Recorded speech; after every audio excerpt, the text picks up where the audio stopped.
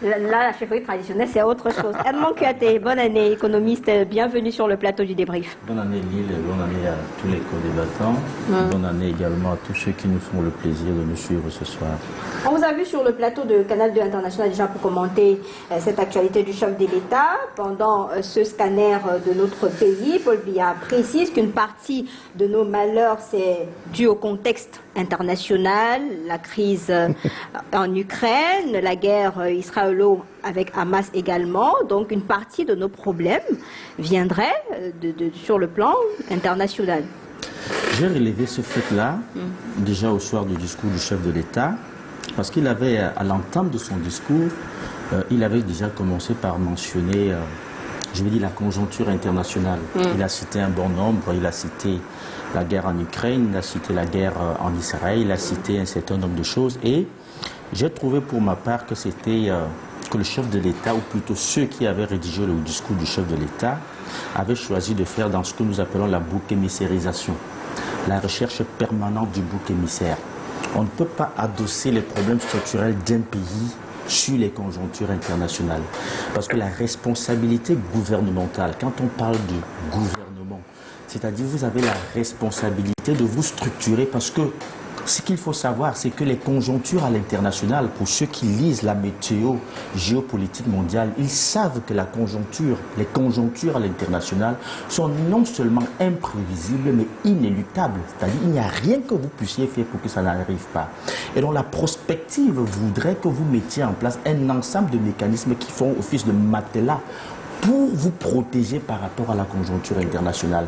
Donc lorsque vous mettez tout, c'est-à-dire que lorsque vous mettez toutes vos faiblesses structurelles sur les conjonctures d'ordre international, ça veut tout simplement dire que vous ne foutez rien. La preuve, parcourez les autres discours des autres chefs d'État, même en Afrique uniquement.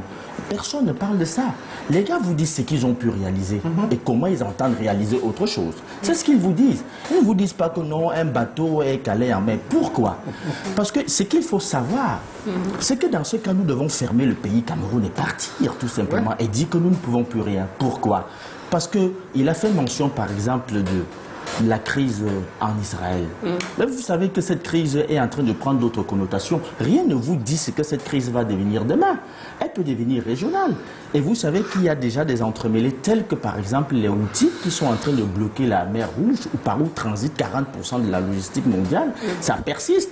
Et que même l'alliance qui a été mise en place pour pouvoir combattre les Houthis est en train de se défissurer. Donc il est possible que ce canal soit fermé et que les transactions mondiales soient obligées de faire des contours et la logistique mondiale va devoir coûter encore un peu plus cher.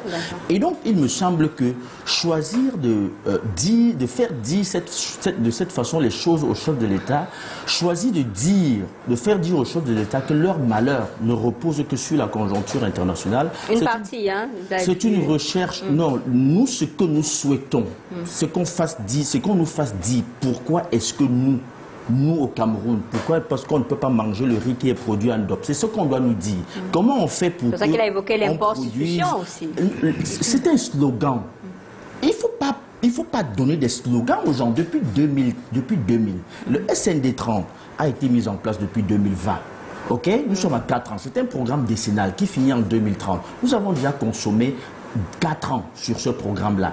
Mais de manière concrète, on ne peut pas continuer à exciper l'import-substitution comme un slogan sans nous dire de manière concrète quels sont les apports, n'est-ce pas, de cette politique-là.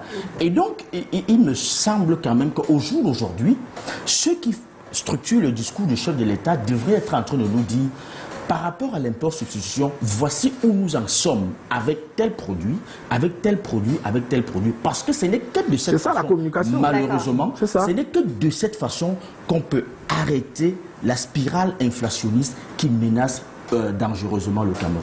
Quand on écoute Edmond, on va dire quand même que le Cameroun n'est pas un pays isolé. Il y a quand même, de façon directe ou indirecte, les conséquences de ce qui se passe autour de nous, puisqu'on est dans il n'y a que lui pour... Enfin, là, c'est sur cette base-là que le chef d'État essayait de dire aux Camerounais qu'une partie de nos problèmes, ça vient de l'international, à côté de ce que nous avons également sur place. Et si je reprends